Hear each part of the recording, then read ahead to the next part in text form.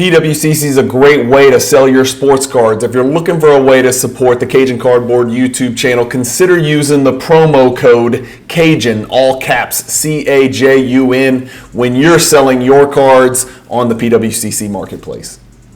Hey guys, Brian with Cajun Cardboard coming at you from the great state of Louisiana with a little impromptu video. I know a lot of my stuff lately has been kind of scheduled stuff, recurring stuff, PWCC weekly auction updates, and cross-country collection videos, digging for gold, PSA grade reveal, stuff like that. So I've just noticed recently I'm losing a lot of auctions for Michael Jordan cards. Specifically, I'm seeing PSA 10 Jordans.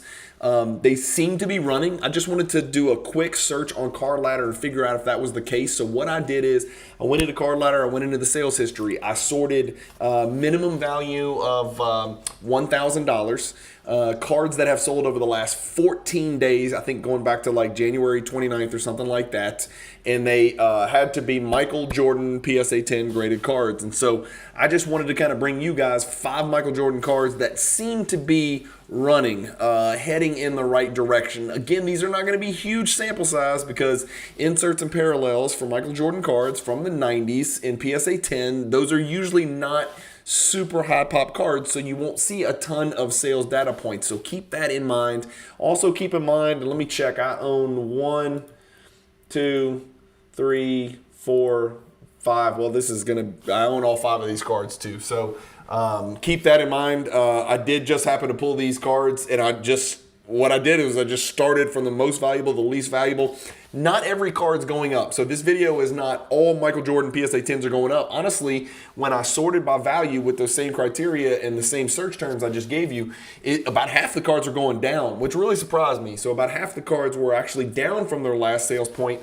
I must be trying to bid on the cards that are going up. So I don't know what the deal is, but that's just what I'm seeing is I'm losing damn near every auction that I'm trying to get. Specifically for PSA 10s, I'm still picking up some PSA 8s and 9s on some bigger cards where grade's not as important, and some BGS 9.5. So let's not waste any time. Let me get you guys switched over to Card Ladder.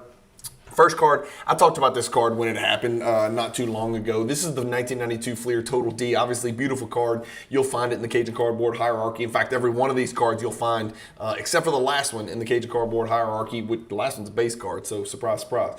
Up 147%. Again, it's a little skewed, right? Because back here, this went for $45.98. That doesn't seem right, but it jumped to $9,600. I picked my copy up at the National for about a $9,000 trade value. So I think, where is that National? It was somewhere after here, but before there. Yeah, so somewhere in here. I traded it about a $9,000. Maybe it was $8,500 trade value. I traded some Giannis for it. But as you can see, the last 3 sales, right, we're talking about cards that are trending up. This doesn't mean they're necessarily all-time highs. It just means they seem to be moving quickly in the right direction. So 7,900, then to January, about a month ago, exactly a month ago, 10,000, and then it jumped again February 4th, a couple of weeks later, almost a little bit less than a month later, another 1,400 to 11,400. So I thought I recall that being the all-time high. That is the all-time high. So this graph may not look like the rest of them. This one is most noticeably, clearly trending in and up into the right direction, and it is doing it in a pretty steep manner, if you ask me. 11,400 last sale about 8 days ago for the Total D. Next card on our list, the high voltage, not the high voltage 500, just the regular high voltage. In PSA 10, only a Pop 18 card. Not a lot of these out there. And so this is another example of a graph. If you look at the graph over the last 6 months, it's actually down 18%. If we back it out to a year, it's down 8.56%. But what we're kind of focusing on, hyper-focusing on, is the last couple of sales to see if it's trending in a certain direction. And I think it might be. Again, remember, small sample size. So I'm not here saying go get these. They're about to run. I'm not giving investment advice. I'm just saying these are some of the cards that I know some of my friends are trying to get. They're losing them at auction. I'm lucky to have most of these in PSA 10 already, but some of my friends are losing these in auctions, and we're seeing some MJ cards moving up, and this is just a few of them. So card number 2 is this high voltage in PSA 10, down 18%, because you can see in August 2021, that's only about 6 months ago, it was 11,700, dropped again to 9,600, maybe dropped too far. Maybe that's what this graph is showing us. 8,400 here, then it jumped to 9,250, and then the last one sold in quick succession about 16 days later, something like that, for 96.01. So last sale of 96.01 on that one. Remember, that's a Pop 18 card with a nasty little single-digit gem rate of 7% in PSA, 18 out of 254. So that's card number 2, the high voltage PSA 10. How about the 96 metal, maximum metal, the oft overlooked second year maximum metal in a PSA 10, only a Pop 26 card.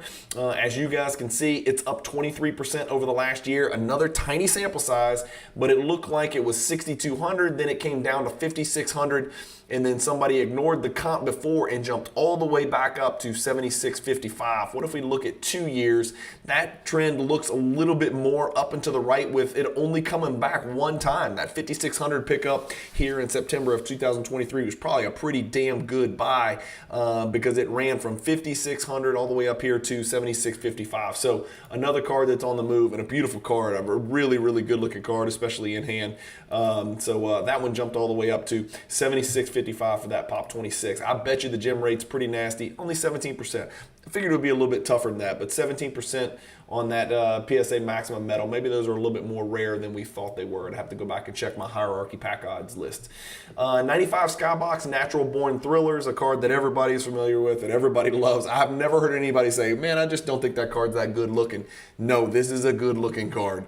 You've got, it's a Pop 55 here. We're talking about a gem rate of 11%, 55 out of 489. This card, 3 sales again over the last year. We're talking 5,000. We're talking 5130, a slight increase, and then a pretty noticeable jump from that 5130 to 6227. So up 25% over the last year. Again, only 3 data points. That's the problem with cards like these, right? You're talking about cards where there's 18 of them, 24 of them, 55 of them, maybe 30 of them, something like that. You're not going to see 12 data points in the last 6 months, the last year. You're just not going to see that. And that's why it's so important to truly look at the cards that are these data points. And so the way to do that, obviously on Card Ladder, you just hit view all sales. You can see when they sold, what time of day they sold, what day of the week they sold, what month of the year they sold. Was the timing good? Was the timing bad? Was it a really good 10 or a really bad 10? Was the seller on eBay, a low rating, a high rating? Did it look sketchy? There's all sorts of things that factor into it, and that's where just doing this for a long time kind of factors in. I'm probably not the best at that. And again, I don't have time to digest and dig into every single one of these sales to give you guys advice of whether it was or wasn't, a legitimate sale. Shit, some of them may not even been paid. I can't go through and verify all that stuff for you guys. Card Ladder is supposed to be doing that on, on these database cards themselves. So 5,000, 5130, 6227 last sold just exactly 5 days ago on this Natural Born Thrillers PSA 10. Again, it's just a gorgeous card. And then the last card's base card. It's the Rose Zero 1996 Flair Showcase.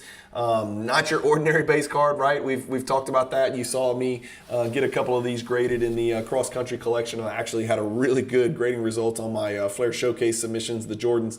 This base card's only a Pop 32. Let's look at the gem rate, 10%, so just barely double digits, 32 out of 299. But that is the total pop of the PSA 10s. The card looks like it could be an insert. It looks, it's not a legacy collection, but damn, the card doesn't look like your ordinary base card. And here's kind of our graph over the last 2 years. Obviously, again, we're not talking about cards that have broke all-time highs, notwithstanding the 1992 Fleer Total D, but we're talking about cards that seem to be trending in and up into the right direction. 3150, 3800, 4183. Maybe that was a little too much. Somebody drops back and hits it at 3850. And then the last one is, the second highest sale out of the last 6 sales over the last 2 years at 4350.03. So it looks to be trending in the right direction as well. Again, that is a really good looking base card right there. So that's it, guys. I didn't want to go into too much detail. I'm not telling you guys what to buy or what to sell. I mean, if anything, and if you're just a pure flipper, right, and you just happen to be watching my channel, I'm not sure why you really would if you were a pure flipper, but since most of my content's kind of collector focused and collector centric more so than flippers focused, although I do talk about prices a lot because I do think it's important, whether you're a collector or investor, to buy at the right time, and if necessary sell at the right time, right, to further your collection along. At least that's the path that I've chosen to take.